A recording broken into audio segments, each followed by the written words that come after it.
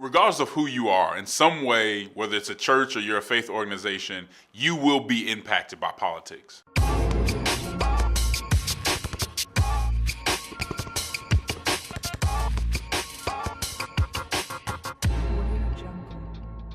Politics gives us a tool to actually help people. A lot of Christians have felt like they don't fit in when it comes to politics. They don't want to go all the way to the left because that would make them compromise some of their convictions. They don't want to go all the way to the right because they don't want to compromise their compassion.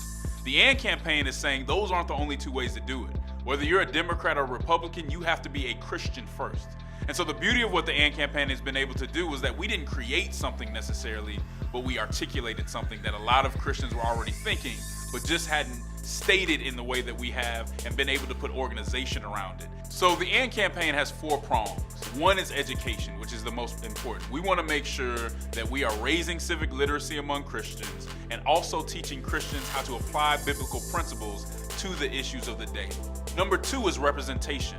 We want to make sure that whether you live in Lincoln, Nebraska or Montgomery, Alabama, that you can see other Christians who are engaging politics faithfully, so that you don't have to go all the way to the left or to the right. There's a representation that you can identify with. Number 3 is coalition building.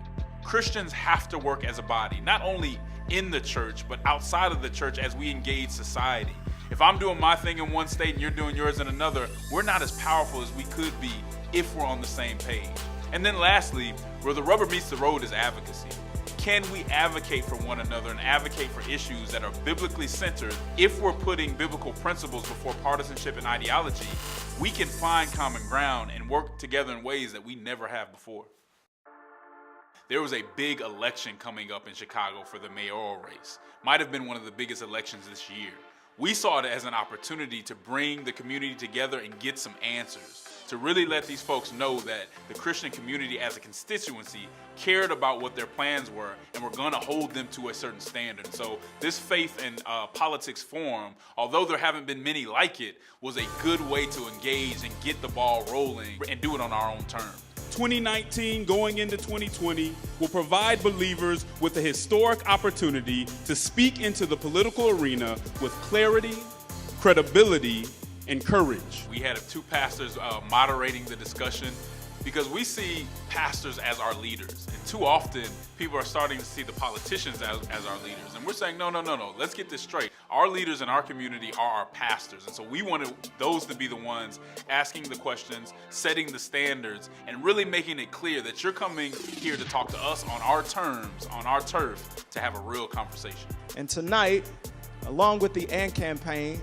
more than 50 other churches in Chicago and Together Chicago are represented in the sanctuary tonight to say that we will no longer in the city let politics dictate to the church what to do, but we want the church to say to the political arena right from wrong.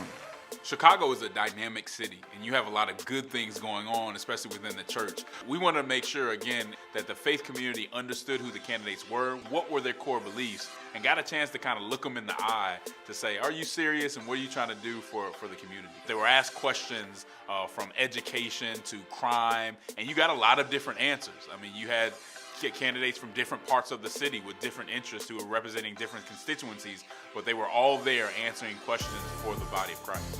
So the number one outcome, I would say, was an informed constituency. Something else that was seriously beneficial was seeing all those churches come together.